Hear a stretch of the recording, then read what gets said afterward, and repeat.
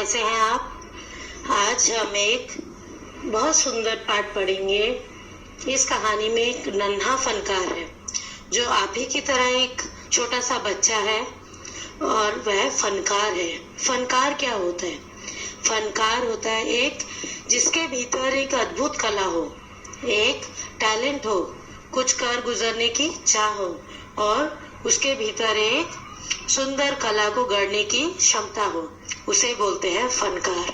तो चलिए पढ़ते हैं पाठ 4, नन्हा फनकार। वह लड़का एक चौकोर लाल पत्थर के पास बैठ गया। उसने जल्दी जल्दी कोई प्रार्थना बुदबुदाई और छेनी हथौड़ा उठाकर अपने काम में जुट गया। यह कहानी है एक लड़के की, एक बच्चे की जो एक चकोर 4 कोने वाले लाल पत्थर के पास बैठा हुआ था। उसने जल्दी जल्दी कोई प्रार्थना बुदबुदाई। बुदबुदाना यानी अपने मन में बोलना, धीरे धीरे बोलना, जैसे फुसफुसाना होता है। तो उसने जल्दी से कोई प्रार्थना अपने मन में बोली, हल्के थोड़ा सा मुंह खोलकर बोली, उसे बोलते हैं बुदबुदाना। जो हल्के से होठों को हिलाना, उसे कहते हैं बुदबुदाना। तो उसने जल्दी से कोई प्रार्थना अपने मन में बोली और छेनी हथौड़ा उठाया और अपने काम में जुट गया। तो देखिए, छेनी हथौड़ा उठाना तो मतलब उसका क्या काम है? पत्थर पे तराशना, पत्थर को तराशना और उनसे विभिन्न आकृतियां बनाना, यह उस बच्चे का काम है। और हर कोई व्यक्ति अपना काम आरंभ करने से पहले प्रार्थना करता है। इसीलिए इस बच्चे ने भी अपने हाथ में अपने अस्त्र उठाए। छेनी हथौड़ा ही उसका अस्त्र था, क्योंकि उसी से वह अपना कार्य करता था सफलता पूर्वक। इसलिए उसने छेनी हथौड़ा उठाया और उससे पहले प्रार्थना की। जब भी हम अपना काम शुरू करते हैं तो प्रार्थना करते हैं, ऐसा शुभ माना जाता है। तो इसीलिए उसने छेनी हथौड़ा उठाने से पहले प्रार्थना की और फिर छेनी हथौड़ा उठाकर अपने काम में लग गया। चलिए आगे पढ़ते हैं। कुछ दिन पहले ही उसने इस पत्थर पर घंटियों की कतारें और कड़ियां उकेरना शुरू किया था। लड़के ने एक अध बनी अधूरी घंटी पर छेनी की नोक टिकाई और सावधानी पूर्वक हथौड़े से घंटी पर नक्काशी करने में जुट गया। देखिए, कुछ ही दिन पहले उसने इस पत्थर पर घंटियों की कतारें बनाई थी, यानी घंटियों की कतारें यानी घंटियां बनाई थी बहुत सारी, और घंटियों की लाइन पंक्तियां बनाई थी और कड़ियां उकेरना शुरू किया था। यानी इस पत्थर से उसने घड़ियां बनाई थी, काफी सारी घंटियां बनाई थी, घड़ियां नहीं घंटियां बनाई थी। तो कुछ दिन पहले ही उसने इस पत्थर पर घंटियों की कतारें बनाई थी और कड़ियां, घंटी होती है और घंटियों को जिससे बांधते हैं उस चेन को क्या बोलते हैं? कड़ियां। तो उस पत्थर पर उसने घंटियां बनाना शुरू किया था और उनकी कड़ियां, उसकी चेन बनाना शुरू किया था। लड़के ने एक अध बनी अधूरी घंटी पर, यानी उसकी एक आधी बनी हुई अधूरी घंटी रखी थी, जिस पर उसने छेनी की नोक टिकाई। अपनी छेनी को घंटी पर रखा और सावधानी पूर्वक हथौड़े से घंटी पर नक्काशी करने में जुट गया और अपने हथौड़े से घंटी पर नक्काशी करने लगा। नक्काशी क्या होता है? सुंदर सुंदर चित्र बनाना, कलाकृति बनाना, आकृति बनाना, उसमें सुंदर चित्रकारी करना, उसे बोलते हैं नक्काशी करना। आया समझ में? तो चलिए अब आगे बढ़ते हैं। नेट पढ़ाई। हथौड़े के वार से पत्थर पर जो कटाव उभरता, उससे पत्थर की किरचें छितरा जाती और आंखें सिकोड़ लेता। साथ साथ धीमी आवाज में वह कुछ गुनगुनाने भी लगता। उसके चारों ओर दूसरे संगत राष्ट्र भी अपने अपने काम में डूबे हुए थे। तो देखिए, जब वो पत्थर पर हथौड़े से वार करता था, डिजाइन बनाता था, उस पर आकृतियां बनाता था, और जब उसे काटता था आकृतियां बनाने के लिए, उसमें डिजाइन बनाने के लिए जब हथौड़े से पत्थर पर कटाव करता था, काटता था, उसे तोड़ता था, तो पत्थर की किरचें छितरा जाती थी। जब आप हथौड़ा मारते हो तो धीरे धीरे हथौड़ा मारते हो, तिरछा करके।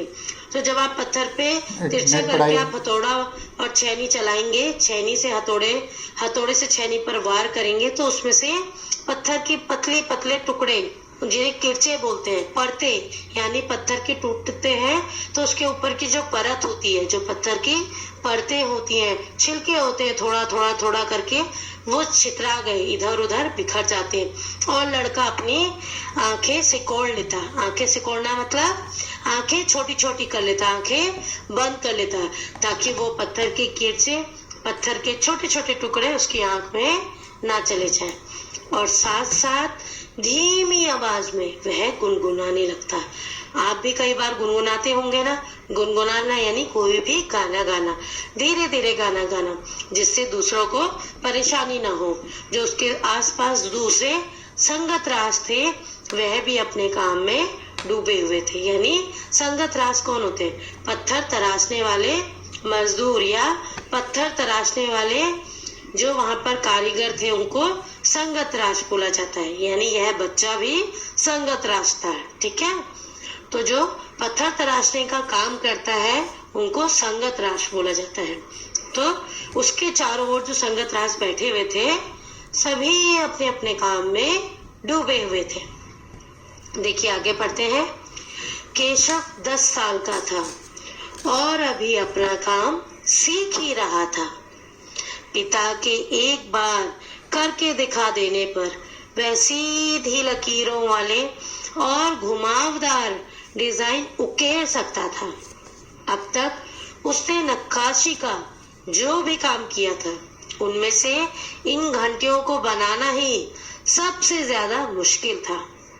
केशव जानता था कि एक दिन तो ऐसा जरूर आएगा जब वह बहुत बारीक जालियां, महीन नफीस बेल बूटे, कमल के फूल, लहराते हुए सांप और इठलाकर चलते हुए घोड़े, ये सब पत्थर पर उकेर पाएगा, ठीक उसी तरह जैसे उसके पिता बनाते हैं। तो देखिए, जो ये लड़का है, जो ये कारीगरी कर रहा है, काम कर रहा है, वह केशव है। उसका नाम क्या है? केशव। और वह कितने साल का है? 10 साल का। और वह अभी अपना काम सीख ही रहा है। और उसके पिताजी उसे एक बार करके दिखा देते हैं, तो वह एक बार ही केवल समझने पर सीधी लकीरों वाले और घुमावदार यानी गोल गोल डिजाइन भी उस पर पत्थर पर उकेर सकता था, यानी उभार सकता था, बना सकता था। अब तक उसने नक्काशी का जो भी काम सीखा था, उनमें से सबसे मुश्किल कौन सा काम था? घंटियां बनाने का। क्योंकि घंटियों में बहुत बारीक काम करना पड़ता है, डिजाइन बनाने पड़ते हैं, उनको आकार गोल देना पड़ता है और शंकु आकार देना पड़ता है, अलग अलग आकार देने पड़ते हैं, अलग अलग कलाकृतियां उसमें बनानी पड़ती हैं। इसलिए घंटियों को बनाना बहुत मुश्किल काम था केशव के लिए। पर केशव जानता था कि एक दिन तो उसकी जिंदगी में ऐसा आएगा जब वह बहुत बारीक जालियां यानी चेक वाला डिजाइन और बहुत महीन बारीक बेल बूटे यानी पत्तियां बनाना, फूल बनाना, लहराते हुए सांप बनाना और भागते हुए घोड़े, यह सब वह जब घंटियों पर उकेर पाएगा, ठीक उसी तरह जैसे उसके पिता बनाते हैं। उसके पिता भी इन सब आकृतियों को बड़ी आसानी से बना लेते थे, तो उसे भी आशा थी कि एक दिन वह भी आसानी से बना पाएगा। आगे देखिए, कई साल पहले जब वह पैदा भी नहीं हुआ था, उसके माता पिता गुजरात से आगरा आकर बस गए थे। बादशाह अकबर उस वक्त आगरे का किला बनवा रहे थे और केशव के पिता को यही काम मिल गया। केशव का जन्म भी आगरे में ही हुआ था। उसे गुजरात के पुश्तैनी गांव जाने का तो कभी मौका ही नहीं मिला। आगरे की गलियां और अब सीकरी, बस यही उसका घर था। देखिए इनका अर्थ। कई साल पहले जब केशव पैदा भी नहीं हुआ था, उसके माता पिता गुजरात से आगरा आकर बस गए थे। यानी मूल रूप से वो गुजरात के थे, किंतु आगरा आकर बस गए। बादशाह अकबर उस वक्त आगरे का किला बनवा रहे थे। बादशाह अकबर को तो आप जानते होंगे। बादशाह अकबर जो है मुगल सल्तनत के बादशाह थे। यानी मुगल काल का साम्राज्य जिन्होंने स्थापित किया था वो कौन थे? बाबर। उनके बेटे थे हुमायूं और हुमायूं के बेटे थे अकबर। यानी जो मुगल काल के संस्थापक थे, मुगल साम्राज्य के संस्थापक वो थे बाबर और बाबर के पोते थे अकबर। तो अकबर उस वक्त समय आगरे का किला बनवा रहे थे। आगरे में किला है अकबर जी का, आपने देखा होगा अकबर का किला है, तो वो बनवा रहे थे। और केशव के पिता को भी यही किले में काम करने का मौका मिल गया और केशव का जन्म भी आगरे में ही हुआ। तो जब वो आगरा आ गए, वहां उनको अकबर के वहां काम मिल गया, तो केशव का जन्म भी आगरा में आकर ही हुआ। उसे गुजरात के पुश्तैनी गांव, पुश्तैनी क्या होता है? जो पुराना हो, आपके दादा दादी का घर, आपका पुश्तैनी गांव, जहां आपकी पीढ़ियां रही हो, आपके दादा दादी रहे हो, आपके पिता रहे हो, उनका परिवार रहा हो, ठीक है, तो उसे बोलते हैं पुश्तैनी। तो गुजरात के पुश्तैनी गांव में जाने का तो केशव को कभी मौका ही नहीं मिला। आगरे की गलियां और अब सीकरी, बस यही उसका घर था। आगरे और सीकरी यह जगह के नाम है। तो यह बस आगरे की गलियां और सीकरी ही अब केशव का घर था। चारों ओर हो रही छैनी हथौड़े की ठक ठक खड़ खड़ के बीच केशव को किसी के कदमों की आहट भी ना सुनाई पड़ी। इसलिए अचानक कानों में एक आवाज पड़ने पर वह चौंक गया। माशा अल्लाह, ये घंटियां कितनी सुंदर हैं, तुमने खुद बनाई है? देखिए, चारों ओर छेनी हथौड़े की ठक ठक हो रही थी। सारे मजदूर जो कारीगर थे, घंटियां बनाने वाले, सब अपने अपने छेनी हथौड़े से अपना काम कर रहे थे। तो काफी ठक ठक हो रही थी। केशव को किसी के आने की आवाज भी सुनाई नहीं पड़ी, किसी के कदमों की आवाज भी नहीं सुनाई पड़ी। लेकिन अचानक उसके कानों में एक आवाज सुनाई दी। क्या आवाज सुनाई दी? माशा अल्लाह, ये घंटियां कितनी सुंदर हैं, तुमने खुद बनाई है। तो उसे यह शब्द सुनाई दी। पीछे मुड़कर केशव ने आंखें उठाई तो उसे एक आदमी दिखा। जब केशव पीछे मुड़ा, उसने आंखें उठाकर देखा तो उसने क्या देखा? एक आदमी। तो उसने क्या बोला? देखिए केशव ने क्या बोला? बेशक मैंने ही घंटियां बनाई है। क्या मैं आपको पत्थरों पर नक्काशी करता नजर नहीं आ रहा? देखते नहीं, मैं ही पत्थर को तराश रहा हूँ। केशव ने बड़ी तल्खी से जवाब दिया। बेशक, क्या जवाब दिया? केशव ने बोला बेशक, यानी बिना शक के, इसमें कोई शक नहीं है, कोई संदेह नहीं है, ये घंटियां मैंने ही बनाई हैं।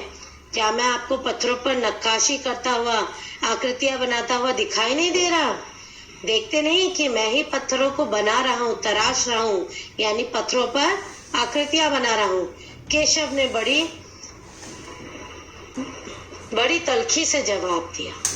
ठीक है, बड़े ही निसंदेह होकर, बड़े ही आराम से जवाब दिया, बिना डरे जवाब दिया। दिखता तो है, पर तुम इतने छोटे लगते हो ना, वह आदमी हंसते हुए बोला। तो वह आदमी क्या बोला जिससे पूछ रहा था कि यह तुमने बनाई है? तो वह आदमी बोला दिखता तो है, पर तुम इतने छोटे लगते हो ना, इसलिए यह प्रश्न पूछा। आदमी हंसते हुए बोला। तो केशव ने क्या जवाब दिया? मैं 10 साल का हूँ। क्या बोला केशव? कि वह 10 साल का है। 10? अच्छा। वह आदमी पास पड़े पत्थर पर बैठते हुए बोला, तब तो काफी बड़े हो। मैंने भी 13 साल की उम्र में एक लड़ाई में हिस्सा लिया था। अब केशव उस आदमी को अच्छी तरह देख पा रहा था। उसकी उम्र रही होगी 30 से ऊपर। कद मंझोला था। वह सफेद अंग रखा और पाजामा पहने हुए था। उसके लंबे बाल गहरे लाल रंग की पगड़ी में अच्छी तरह से ढके हुए थे। तो देखिए, जब केशव ने बोला कि मैं 10 साल का हूँ, तो वह आदमी क्या बोला? 10? अच्छा। वह आदमी पास पड़े पत्थर पर बैठ गया और बोला, तब तो काफी बड़े हो। मैंने भी 13 साल की उम्र में एक लड़ाई में हिस्सा लिया था। अब केशव उस आदमी को अच्छी तरह देख पा रहा था। उस आदमी की, जो केशव के सामने खड़ा था, उस आदमी की उम्र रही होगी करीब 30 साल से ऊपर, और कद उसका सामान्य था। वह सफेद अंगरखा क्या होता है? एक कुर्ते का प्रकार है, कुर्ते की स्टाइल है, जिसे ना ही बीच में उसके बटन नहीं होते हैं, साइड में बटन होते हैं, एक साइड, तो उसे बोलते हैं अंगरखा। तो अंगरखा कुर्ता पहना था सफेद रंग का और पजामा पहने हुए था, और उसके लंबे बाल गहरे लाल रंग की पगड़ी में अच्छी तरह से ढके हुए थे। यानी उन्होंने अपने सिर पर लाल रंग की पगड़ी पहनी थी, जिसके भीतर उनके लंबे बाल अच्छी तरह से ढके हुए थे, यानी बाल दिखाई नहीं दे रहे थे। लगता है कोई बहुत बड़ा आदमी है। केशव ने उस आदमी के गले में पड़ी बड़े बड़े मोतियों की माला और उंगलियों की अंगूठियों को देखते हुए सोचा। तीखी नाक, बड़ी बड़ी आंखें, होठों को ढकते हुए नीचे की तरफ आती घनी मूछें। केशव उस आदमी के व्यक्तित्व का मुआयना कर ही रहा था कि तभी उस आदमी ने एक नक्काशी की तरफ इशारा करते हुए कहा, इस लड़ी में अभी काफी काम बाकी है। इससे पहले कि केशव कोई जवाब देता, उसने किसी के तेजी से दौड़कर आने की आवाज सुनी। यह और कोई नहीं, महल का पहरेदार था। हुजूर, माफ करें, मुझे आपके आने का पता ही नहीं चला, हांफते हुए उसने कहा। फिर वह मुड़कर मौचक से खड़े केशव को घूरते हुए बोला, बेवकूफ, खड़ा हो। हुजूर आला के सामने बैठने की जरूरत कैसे की तूने? झुककर सलाम कर इन्हें। अब देखिए इसका अर्थ जाने। केशव ने जब उस व्यक्ति को देखा, उसकी पगड़ी देखी, उसके बाद उसे लगा कि यह शायद कोई बड़ा आदमी है। केशव ने उनके गले में पड़ी बड़ी बड़ी मोतियों की माला देखी और उंगलियों में बहुत सारी अंगूठी पहने हुए उनको देखा, और उनकी तीखी नाक थी। तीखी नाक यानी लंबी नाक, बड़ी बड़ी आंखें थी, और उनकी मूछें इतनी घनी थी कि उनके होठ भी ढके हुए थे। केशव उस आदमी के व्यक्तित्व का यानी मुआयना कर ही रहा था, यानी उन्हें ध्यान से देख ही रहा था कि तभी उस आदमी ने एक नक्काशी की तरफ इशारा करते हुए कहा कि इस लड़ी में शायद काफी काम अभी बाकी है। और इससे पहले कि केशव उस व्यक्ति को कोई जवाब देता, किसी के तेजी से दौड़ कर आने की आवाज उसे सुनाई दी, और जो दौड़ कर आया वह आदमी और कोई नहीं बल्कि महल का पहरेदार था। और जो व्यक्ति उसके सामने खड़ा था पगड़ी पहने, उसको वह बोला, उस व्यक्ति से वह पहरेदार बोला, हुजूर माफ करें। हुजूर यानी स्वामी, मालिक, माफ करें, राजा जी माफ करें, मुझे आपके आने का पता ही नहीं चला। हाफते हुए उसने कहा, यानी वह भाग भाग कर माफी मांगने आया अपने हुजूर से और बोला, मुझे माफ करें, मुझे आपके आने का पता ही नहीं चला। और फिर वह मुड़कर केशव को घूरते हुए बोला, बेवकूफ, तू बैठा है, जल्दी से खड़े हो, और हुजूर आला यानी हमारे राजा के सामने तूने बैठने की जरूरत कैसे की? झुककर सलाम कर चल इन्हें। अब केशव का माथा ठनका, उसे कुछ समझ आ रहा था। बदहवासी में छेनी हाथ से छूटकर नीचे गिरी और वह जल्दी से उठकर खड़ा हो गया। अरे, कहीं यह बादशाह अकबर तो नहीं? यह ख्याल आते ही उसने झुककर सलाम किया और खरगोश की सी कातर नजरों से अकबर को देखने लगा।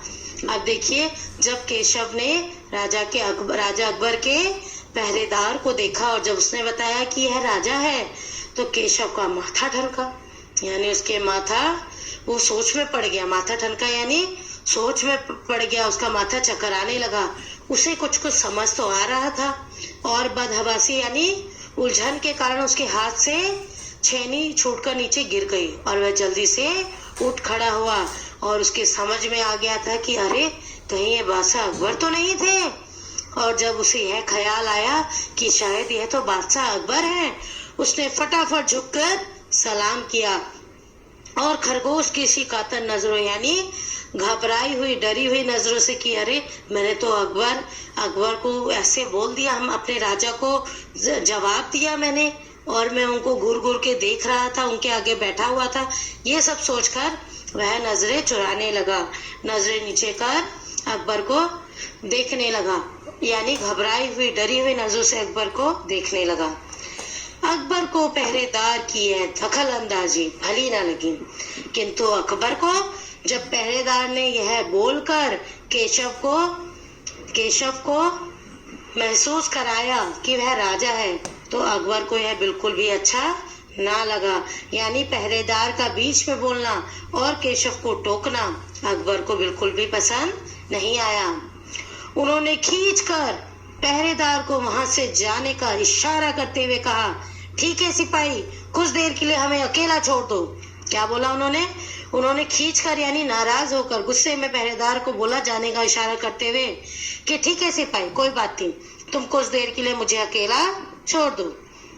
पहरेदार तो चला गया, मगर केशव असमंजस में था कि उसे क्या करना चाहिए, वापस अपना नक्काशी का काम शुरू करे या बादशाह के हुक्म के इंतजार में खड़ा रहे। दिल तो उसका अभी भी धक धक कर रहा था। हाँ, पर अब वह डरा हुआ नहीं था, क्योंकि अकबर प्यार से उसे देखते हुए मुस्कुरा रहे थे। देखिए, पहरेदार तो चला गया राजा के कहने पर, किंतु केशव असमंजस में था, हैरानी में था कि उसे क्या करना चाहिए, यानी वो कंफ्यूज था कि उसे क्या करना चाहिए, असमंजस में था।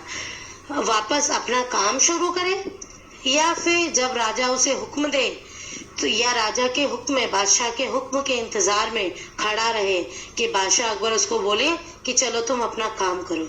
तो वह सोच रहा था कि मैं बादशाह के हुक्म का इंतजार करूं या अपने काम पर लग जाऊं। दिल तो उसका भी धक धक कर रहा था अभी भी, यानी हल्का हल्का वह डरा हुआ था। लेकिन जब अकबर ने प्यार से उसे देखकर मुस्कुराया तो उसका डर दूर हो गया था। अब वह डरा हुआ नहीं था, क्योंकि अकबर प्यार से उसे देखते हुए मुस्कुरा रहे थे। फिर देखिए राजा क्या बोले, अकबर क्या बोले, बादशाह अकबर, तुम्हारा नाम क्या है? अकबर ने नरम आवाज में पूछा। केशव, उसने नपातुला जवाब दिया। केशव, क्या तुम मुझे नक्काशी करना सिखाओगे? उलझन में पड़े केशव ने तुरंत सिर हिला दिया। तो देखिए, बादशाह अकबर ने नरम आवाज में यानी सॉफ्टली प्यार से केशव से क्या पूछा, तुम्हारा नाम क्या है? केशव ने नपातुला जवाब दिया, यानी हल्की आवाज में उत्तर दिया, डायरेक्ट प्रत्यक्ष रूप से, यानी बहुत ही कम सीमित बोलते हुए, नपातुला यानी कम बोलते हुए जवाब दिया केशव। केशव, क्या तुम मुझे नक्काशी करना सिखाओगे? कौन बोला? बादशाह अकबर।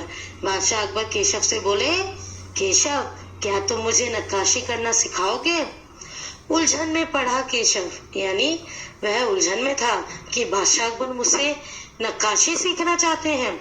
तो वह उलझन में पढ़कर बोला, उसके दिमाग में उलझन चल रही थी, मस्तिष्क में, तो उसने हाँ बोल दिया, तुरंत सिर हिला दिया।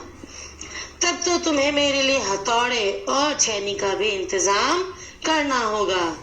केशव फुर्ती से अपने पिता के पास भाग गया और उनका छेनी हथौड़ा उठाकर उल्टे पांव लौट आया। तो राजा ने क्या बोला बादशाह अकबर ने कि यदि तुम मुझे सिखाओगे तो तुम्हें मेरे लिए हथौड़ी और छेनी का भी इंतजाम करना होगा। केशव फटाफट फुर्ती से अपने पिता के पास भागा गया और उनका छेनी हथौड़ा उठाकर उल्टे पांव लौटाया। उल्टे पांव लौटाया, देखिए उल्टे पांव लौटने का मतलब है फटाफट वापस आ जाना। दोस्ताना अंदाज में अकबर केशव के पास जमीन पर बैठ गए और पास में पड़े पत्थर को खींचते हुए बोले, ठीक है, अब बताओ कि मुझे क्या करना है।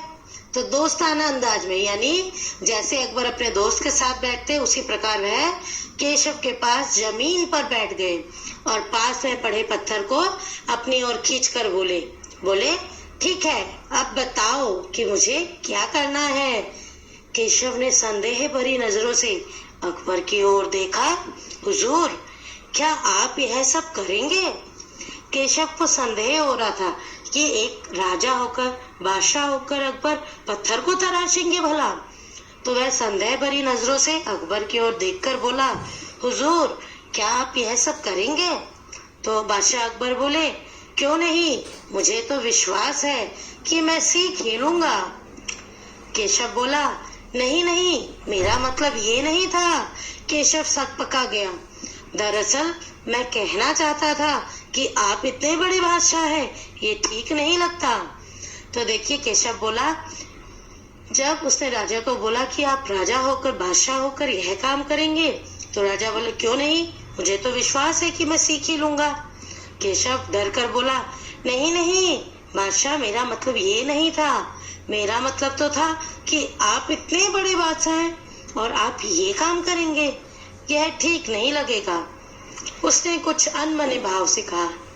अकबर हंसकर बोले, अच्छा, लेकिन पिछले हफ्ते तो मैंने मिट्टी से भरी डलिया ढोने में किसी की मदद की थी। डलिया ढोने में किसी की मदद की थी, क्या यह काम उससे भी ज्यादा मुश्किल है? अकबर हंसकर बोले कि पिछले हफ्ते तो मैंने मिट्टी से भरी हुई डलिया ढोई थी, यानी लेकर गया था मैं। उसे ले जाने में मैंने किसी की मदद करी थी। किसे ले जाने में?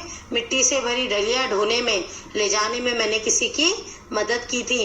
क्या ये नक्काशी का काम उससे भी ज्यादा मुश्किल है? केशव अभी भी असमंजस की स्थिति में था। वह अकबर के पास बैठ गया और उन्हें छेनी पकड़ने का सही तरीका सिखाने लगा। फिर जैसे कि केशव के पिता ने उसे सिखाया था, उसने कोयले के टुकड़े से पत्थर पर लकीरें खींचकर एक आसान सा नमूना बनाया और गंभीरता से कहा, देखिए, सिर्फ इन्हीं लकीरों को बहुत ध्यान से तराशना है। अकबर ने पत्थर पर छेनी रखी और जोर से हथौड़े पर वार किया, जिससे कटाव ज्यादा गहरा हो गया। देखिए, अब केशव ने वो असमंजस की स्थिति में था कि राजा सच में मुझसे सीखना चाहते हैं, पर वह अकबर के साथ बैठ गया।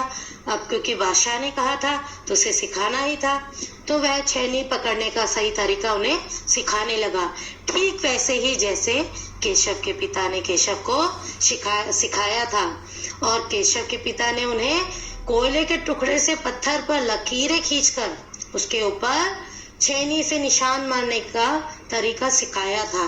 पहले वह कोयले के टुकड़े से पत्थर पर लकीरें खींच देते थे, एक आसान सा नमूना यानी सैंपल, एक आकृति आसान सी बना देते थे, फिर उसी के ऊपर केशव तराशता था। ठीक उसी प्रकार केशव ने बादशाह को भी सिखाया। उसने कोयले के टुकड़े से पत्थर पर लकीरें खींची और एक आसान सा नमूना बना दिया और राजा को, बादशाह को गंभीरता से कहा, देखिए, आपको सिर्फ इन्हीं लकीरों को बहुत ध्यान से तराशना है। अकबर ने पत्थर पर छेनी रखी और जोर से हथौड़े पर वार किया, लेकिन उससे कटाव बहुत गहरा हो गया। फिर देखिए केशव क्या बोला, अरे अरे नहीं नहीं। केशव ने तुरंत गलती पकड़ी। क्या बोला केशव?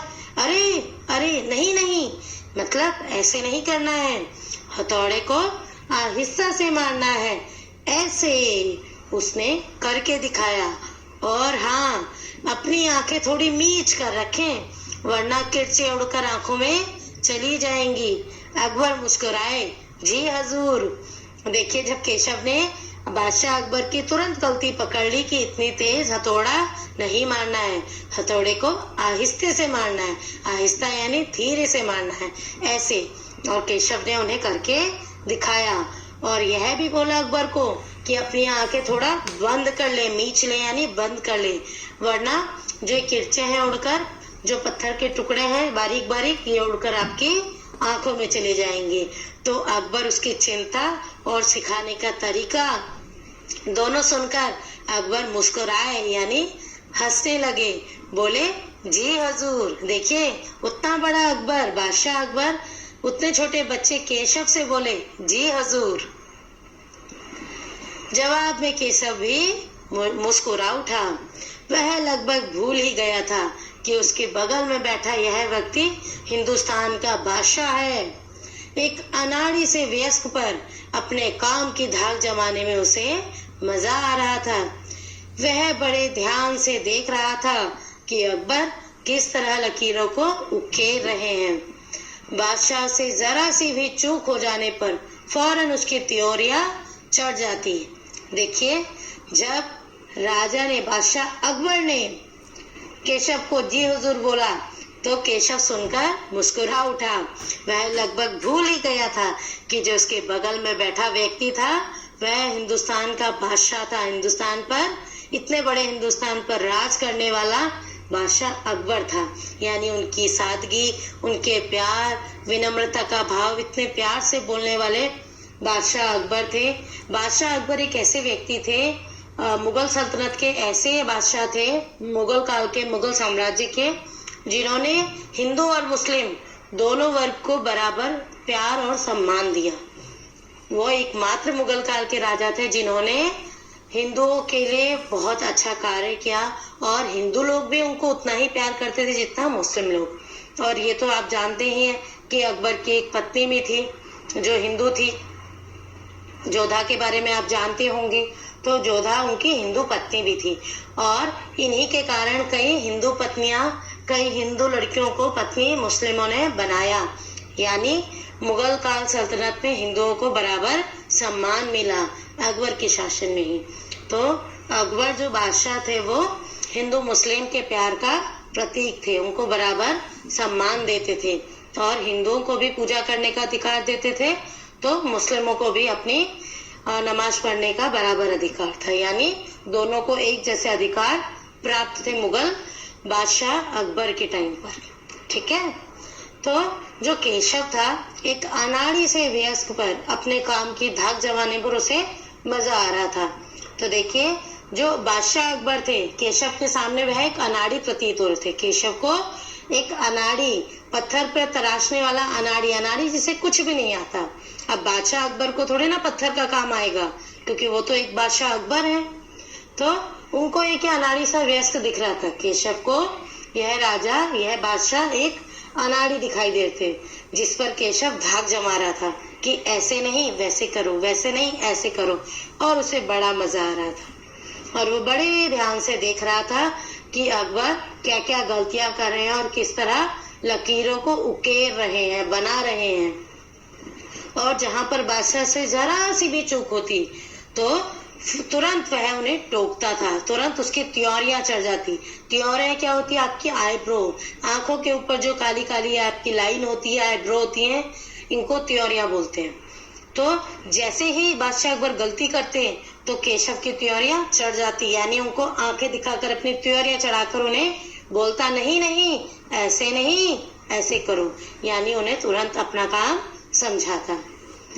काम करते करते अकबर पूछ बैठते, केशव सही नहीं है क्या? और केशव सिर हिलाकर अपनी असहमति जता देता। देखिए, अकबर जब जब काम करते, जब जब पत्थर पर तराशते, केशव को बोलते सही नहीं है क्या, और केशव अपना सिर हिलाकर ना में जवाब देता और अपनी असहमति जता देता। असहमति यानी वह बादशाह अकबर के नक्काशी से पर जहाँ पर सहमत नहीं होता था, तो असहमति यानी मैं सहमत नहीं हूँ, यह अपना जता देता, यह असहमति अपनी जता देता, यानी उनको उनकी गलतियां बता देता।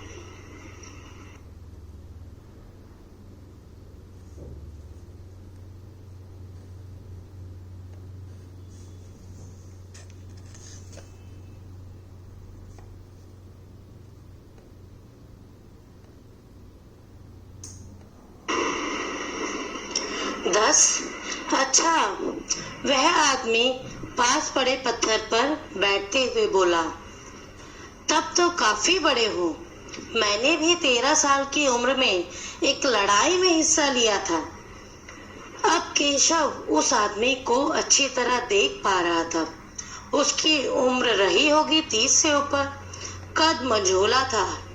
वह सफेद अंगरखा और पाजामा पहने हुए था।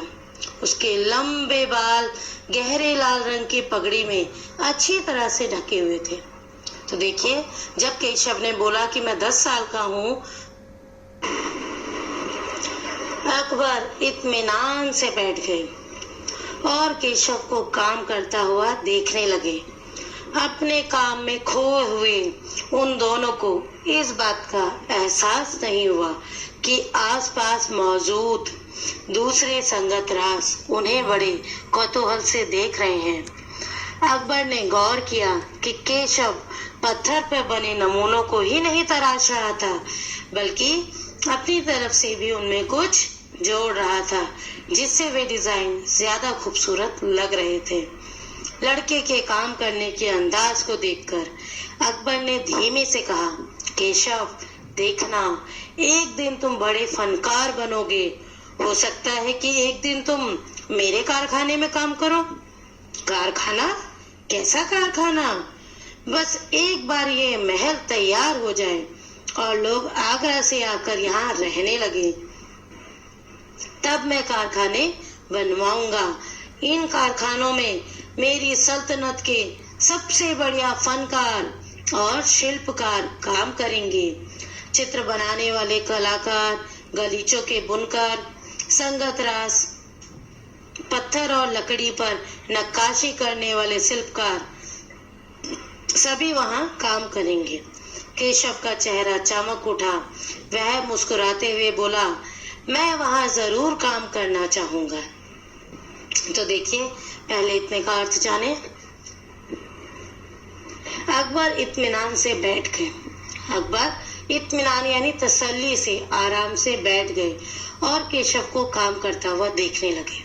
और ये दोनों, बादशाह अकबर और केशव, इन दोनों को एहसास नहीं हुआ कि आसपास बाकी संगत रास भी यानी बाकी कारीगर भी उन्हें बड़े कौतूहल यानी बड़ी जिज्ञासा के साथ देख रहे थे। और अकबर ने यह भी गौर किया कि केशव पत्थर पे बने नमूने, जो नमूने बने हुए थे, उसके पिताजी ने बनाए हुए थे, केवल उन्हीं को नहीं तराश रहा था, बल्कि अपनी तरफ से भी उनमें कुछ जोड़ रहा था, ताकि वे डिजाइन और ज्यादा खूबसूरत लगे। लड़के के काम करने के अंदाज को देखकर अकबर ने धीमे से कहा। क्या बोला अकबर ने धीरे से? केशव, देखना, एक दिन तुम बहुत बड़े फनकार बनोगे और हो सकता है तुम मेरे कारखाने में भी काम करो। केशव बोला, कारखाना? कैसा कारखाना? तो बादशाह अकबर बोले, बस एक बार ये महल तैयार हो जाए और लोग आगरा से आकर यहाँ रहने लगे, तब मैं कारखाने बनवाऊंगा और इन कारखानों में मेरी मुगल सल्तनत के सबसे बढ़िया फनकार होंगे, सबसे अच्छे कलाकार होंगे, शिल्पकार होंगे, चित्र बनाने वाले कलाकार भी होंगे, तो गलीचों के बुनकर भी होंगे और संगत रास भी होंगे जो पत्थर को तराशते हैं, और पत्थर और लकड़ी पर नक्काशी करने वाले शिल्पकार भी सभी उस कारखाने में काम करेंगे और उनमें मैं तुम्हें भी शामिल करूंगा। यह सुनकर केशव का चेहरा चमक उठा। वह बहुत खुश हो गया और मुस्कुराते हुए बोला, मैं वहां जरूर काम करना चाहूंगा। अकबर उठ खड़े हुए, जाते हुए बड़े प्यार से केशव का कंधा थपथपाया और कहा, अच्छा बेटा, अपना काम जारी रखो। हुजूर, क्या आप दोबारा आएंगे? केशव ने बड़ी उत्सुकता से पूछा। मैं जरूर आऊंगा केशव। फिर तो पूरे दिन संगत राशों के बीच केशव की धूम मची रही। वह बार बार बादशाह से हुई अपनी मुलाकात सबको सुनाता रहा।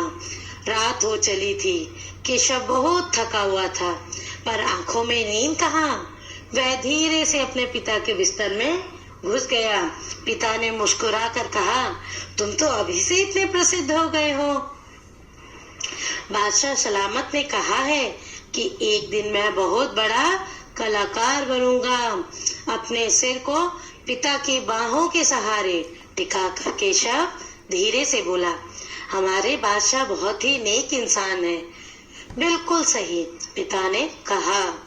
कुछ सोचकर केशव ने पूछा, बाबा एक बात बताओ, बादशाह के पास आगरा में एक से बढ़कर एक खूबसूरत महल है, फिर वे सीकरी में यह शहर क्यों बनवा रहे हैं? पिता ने कुछ याद करते हुए बताना शुरू किया। हाँ बेटा, बादशाह का आगरा बहुत सुंदर शहर है, पर सीकरी में नया शहर बनवाने का भी एक खास कारण है। मैंने सुना है कि जब बादशाह अकबर की कोई संतान नहीं थी, इस वजह से वे हर वक्त परेशान रहते थे। वे बहुत से साधु संतों और फकीरों के पास गए। भटकते भटकते बादशाह ख्वाजा सलीम चिश्ती के पास सीकरी आए। उन्होंने ही बादशाह को बताया कि उनके एक नहीं तीन संतानें होगी, शाहजादा सलीम, मुराद और दनियाल। केशव ने चहकते हुए कहा, बिल्कुल सही। तब बादशाह ने ख्वाजा सलीम चिश्ती के सम्मान में सीकरी में नगर बसाने का फैसला किया था। केशव ने कहा, अच्छा अब समझा, इसीलिए बादशाह अकबर ने अपने बेटे का नाम सलीम रखा है। हाँ, और इसी कारण हम यहाँ एक नए शहर के लिए पत्थरों को तराश रहे हैं। केशव उनिंदी आवाज में बोला। पिताजी ने देखा कि उनका लाडला बेटा सो गया है। तो चलिए अब इन पंक्तियों का अर्थ जाने। चलिए, जब बादशाह अकबर ने केशव को बोला कि एक दिन तुम मेरे कारखाने में जरूर काम करोगे, यह सुनकर केशव बहुत खुश हो गया था। और अकबर फिर उठ खड़े हुए और जाते हुए बड़े प्यार से केशव का कंधा थपथपाया और कहा, अच्छा बेटा, अपना काम जारी रखो अब तुम, और मैं आज चलता हूँ। हुजूर, तो केशव ने पूछा, हुजूर क्या आप दोबारा आएंगे? और केशव ने बड़े प्यार से, बड़ी उत्सुकता से यह प्रश्न पूछा था। तो बादशाह अकबर ने क्या उत्तर दिया, मैं जरूर आऊंगा केशव। यह बोलकर बादशाह अकबर चले गए। फिर तो पूरे दिन संगत राशों के बीच केशव की धूम मची रहती, यानी पत्थर तराशने वाले सभी कारीगर केशव की तारीफ करते रहते और केशव की बातें करते रहते, और केशव सबको बार बार बादशाह से हुई अपनी मुलाकात सबको सुनाता रहता। रात हो चली थी, केशव बहुत थका हुआ था, और फिर रात हो गई थी, केशव बहुत थका हुआ था, पर उसकी आंखों में नींद कहाँ।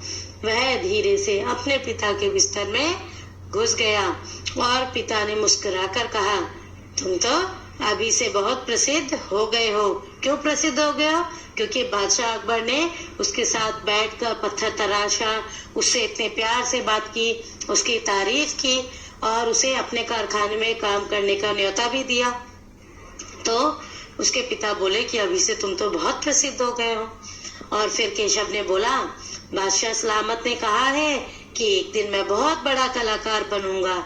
और उसने अपने पिता की बाहों में, अपने पिता के हाथ के सहारे, कंधे के सहारे अपना सिर टिकाया और केशव धीरे से बोला कि हमारे बादशाह बहुत नेक इंसान है, बहुत अच्छे इंसान है ना पिताजी।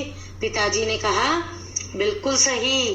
कुछ सोचकर केशव ने पूछा, बाबा एक बात बताओ, बादशाह के पास तो आगरा में बहुत सुंदर सुंदर महल है, फिर वे सीकरी में अपना शहर क्यों बनवा रहे हैं? तो देखिए, केशव और उसके पिता सीकरी में ही रहते थे और बादशाह अकबर अभी सीकरी में शहर बनवा रहे थे, इसीलिए ये लोग काम कर रहे थे, कारीगर।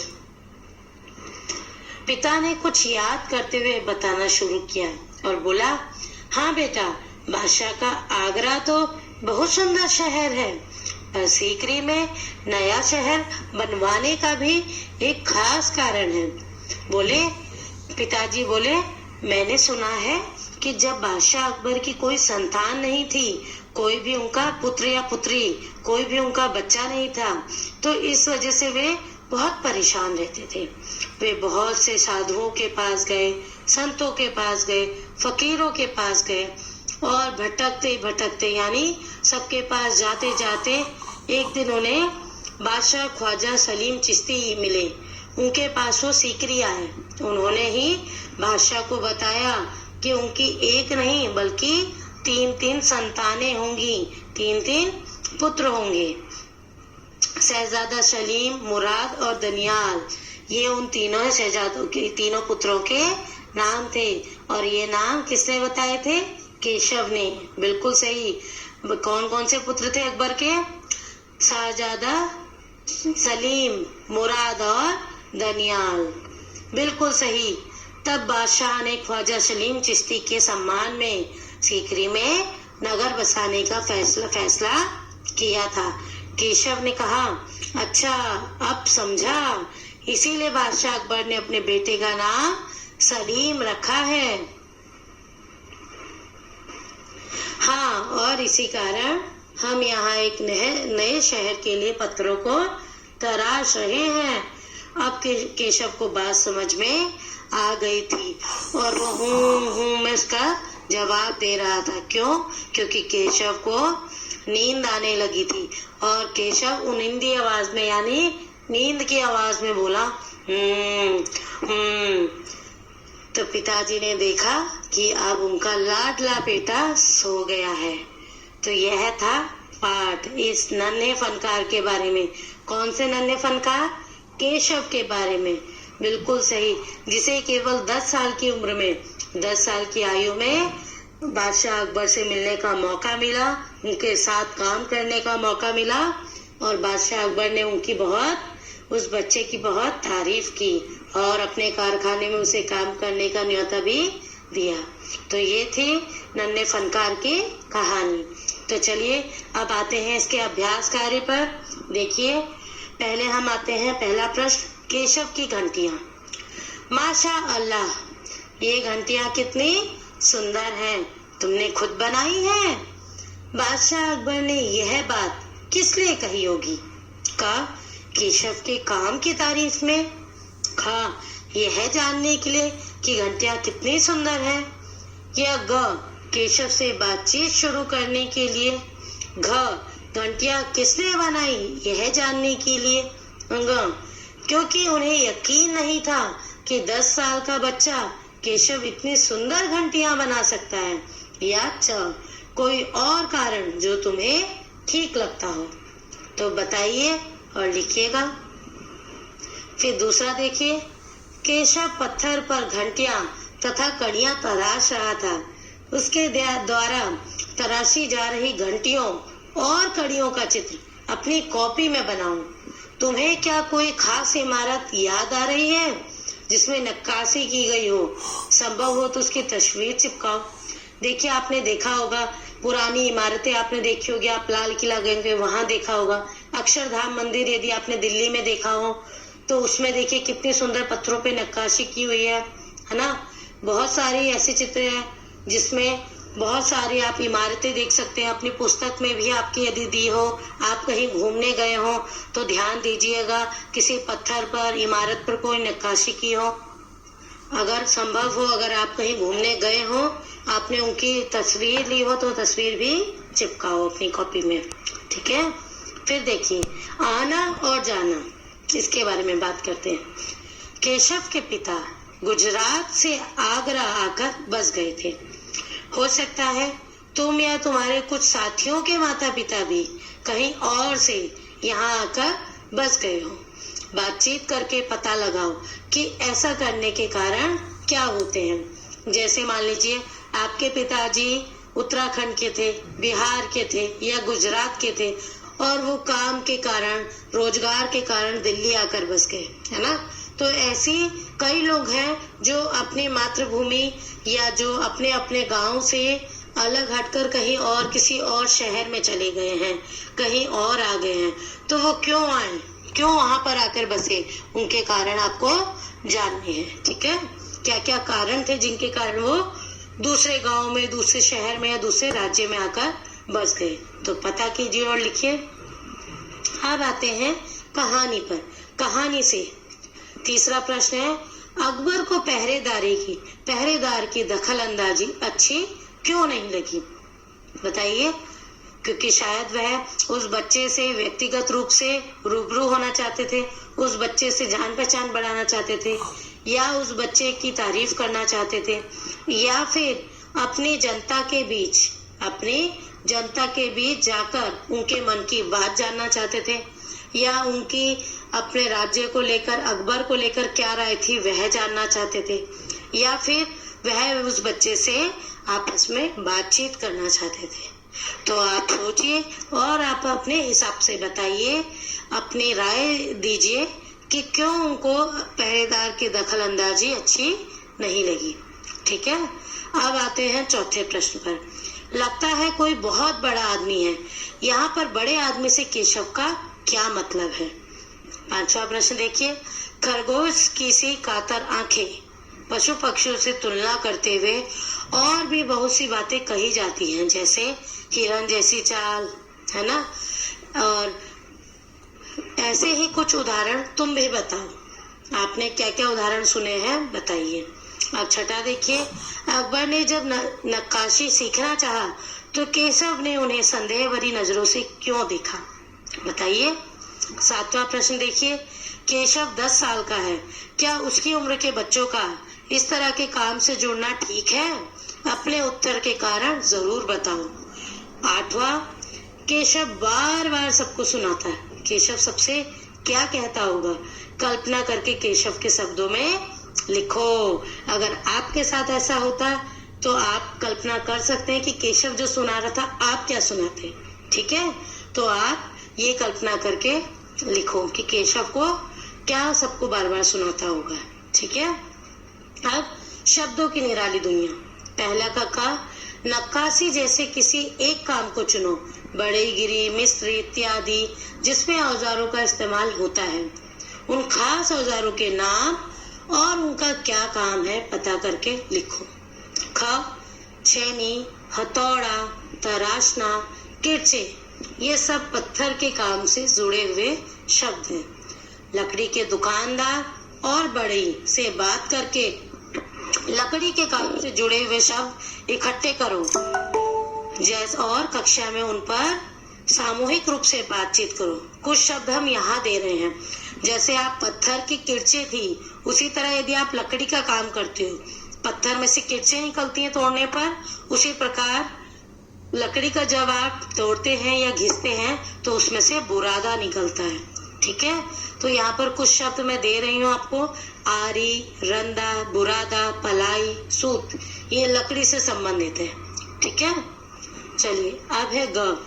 हो सकता है कि तुम्हारे इलाके में इन चीजों और कामों के लिए कुछ अलग किस्म के शब्द इस्तेमाल होते हों, उन पर भी बातचीत करो।